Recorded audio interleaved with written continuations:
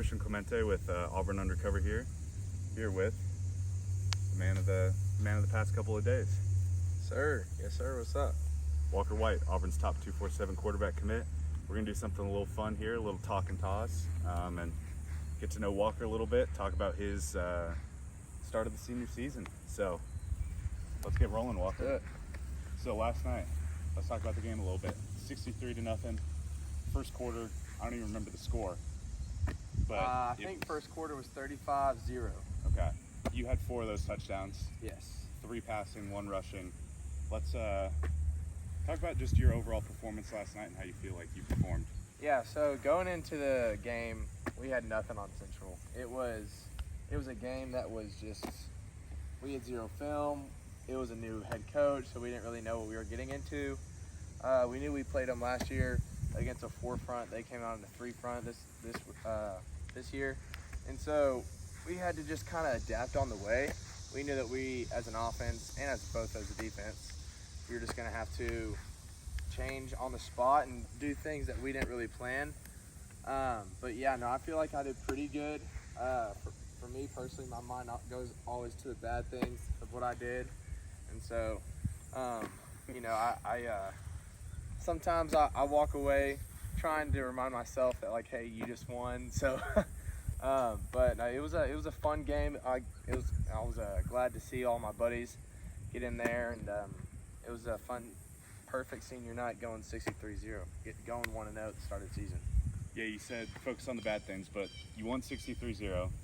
You had an incredible pass to the corner of the end zone. Everyone's kind of seen that video by now. We put it out on Twitter and all that stuff. Talk me through that play just a little bit. You get hit at the end. Go through your reads a little bit, get hit at the end, still put one perfectly kind of there in the corner for a touchdown. Yeah, so my outside receiver, he's running a come back and go, and there was no high safety help. It was just a one-on-one, and I liked my matchup better than their guy, and so I knew I was going to take my drop and then just put it in the back in the end zone. But then I had left A gap pressure, and so I just kind of laid it up there before earlier than I was really planning to, and I got hit after the play, so I didn't really see it all. But you know, once I heard the crowd go loud, I was like, all right, good. But no, I got cracked a little bit after the play, stayed up, but no, I was just trusting my guy to go make a play. Yeah, talk me through just overall goals for the senior season. I'm assuming you want to end on top. Yeah, no, I mean,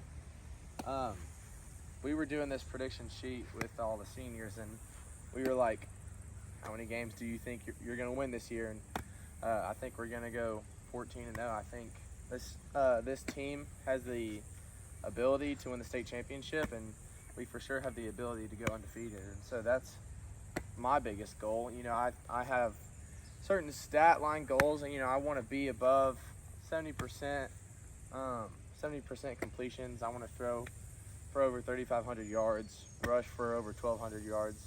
And so there's just certain just statistics that I'm going for, but I just really want to see our offense accelerate this year, because last year it was just always a roller coaster, really inconsistent. And so I just want to really be really consistent with our offense this year. The best part of the night was after the game. Waffles at 10. Yeah. Yeah. We're going to have stuff on that, but talk people through that tradition, when it got started, and just explain it a little bit for everybody. Yeah, so it got started really when my brothers were in high school. It was not really a thing, but all of our close friends, our like family friends, would always come over after my brothers would play a high school game.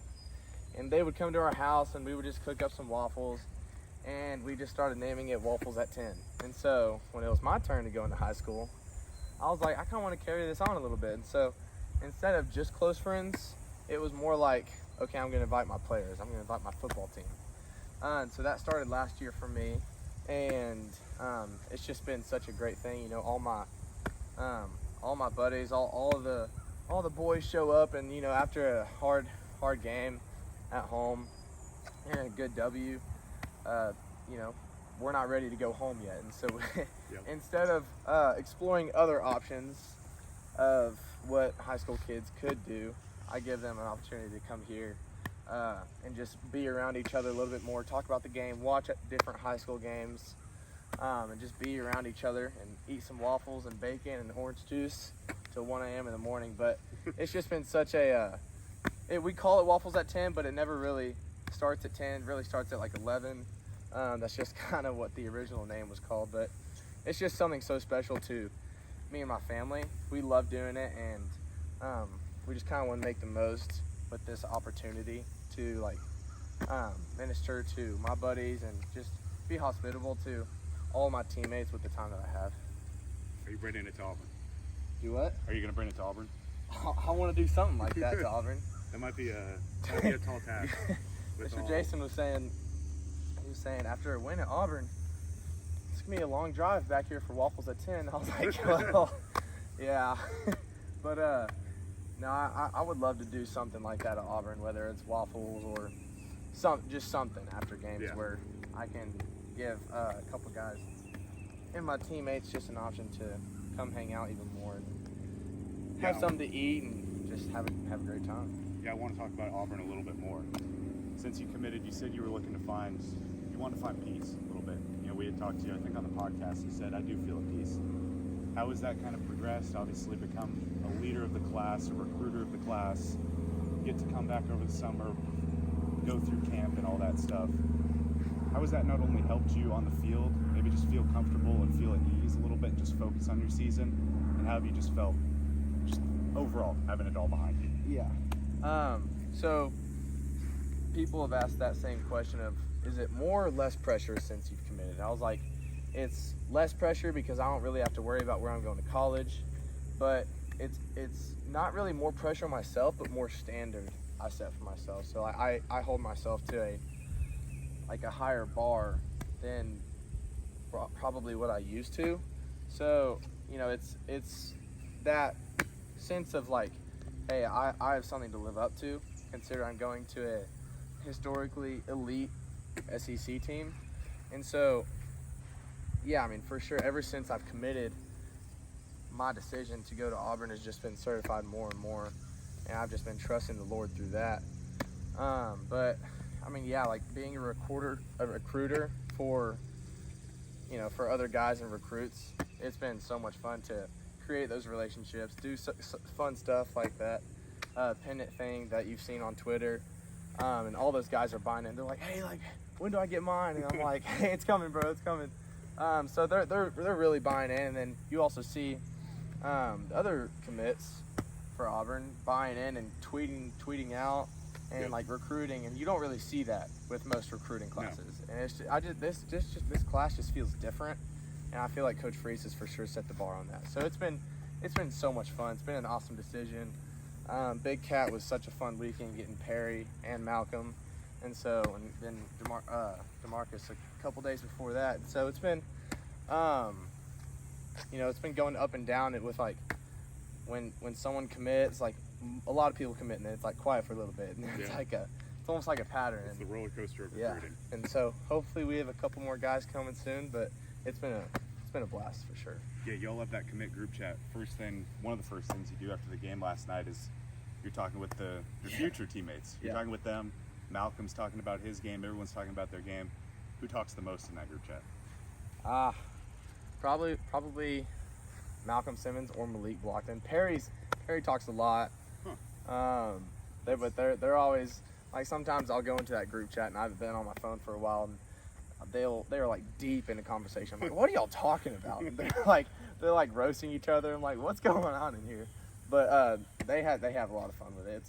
It's really cool and neat to be a part of this soon to be brotherhood whenever we all get there. Yeah, get your official visit locked in for the Georgia weekend. Yes, sir. You say it's not just me and mom and dad, it's everybody, it's the family. Why was that so important for you to get everybody down there?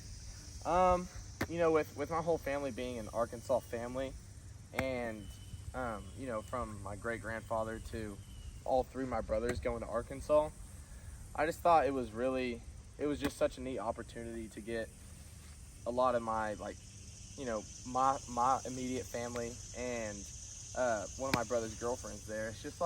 It's just so special to me that they're there and see how Auburn is. I know most of them have been there already, Besides like my sister-in-law, and then my brother's girlfriend.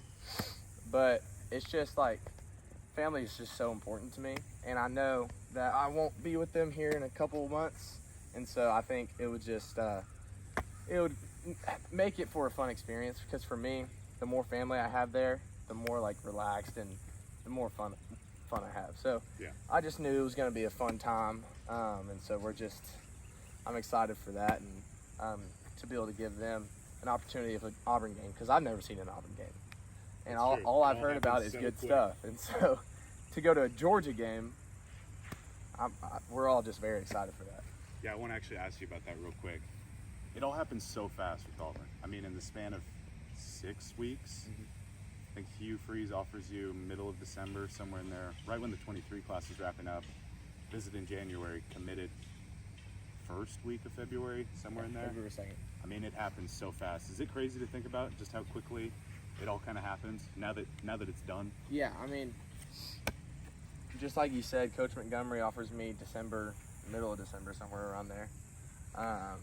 I visit January 16th, commit February 2nd. I was like, oh my gosh, like all 3 of those happened within 2 months.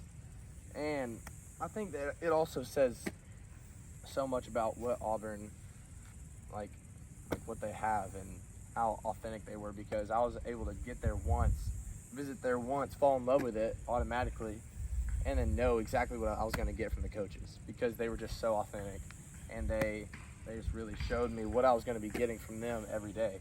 And I fell in love with it, felt the Lord pulling me there, and I was like, that's where I want to go.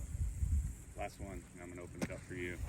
What's your message to the Auburn fans ahead of the season? But everyone's looking forward to getting you in, looking forward to getting 24 class in. What's your message to them? Man. Well, obviously I'll be there in either December or January. I think I'll be there in December, because I think Auburn will qualify for a bowl. So hopefully I get to go practice with them during that. But I think Peyton Thorne's going to do a great job. I'm very excited to see all these transfers and Coach Freeze and his new offense along with Coach Montgomery. I think they're going to work very well together. I think there's a reason that Coach Freeze was known as one of the best offensive play callers for a reason. And I'm very excited to see, because I watched Auburn a lot last year. I'm excited to see the difference from last year to an organized, well put together, great culture team. And so, War Eagle. Yeah, guys, make sure you go and follow Walker. We're going to put all of his Twitter, X, whatever you want to call it, Instagram down below. Make sure to go follow him. Walker, next time I see you, maybe we'll do a more in-depth throwing session. I think I can do a little bit. Okay. You can teach me a few things. I was a flag football quarterback, so give me a couple tips, but we'll do that. So Yes, sir. y'all make sure to go follow Walker, and we'll catch you guys soon.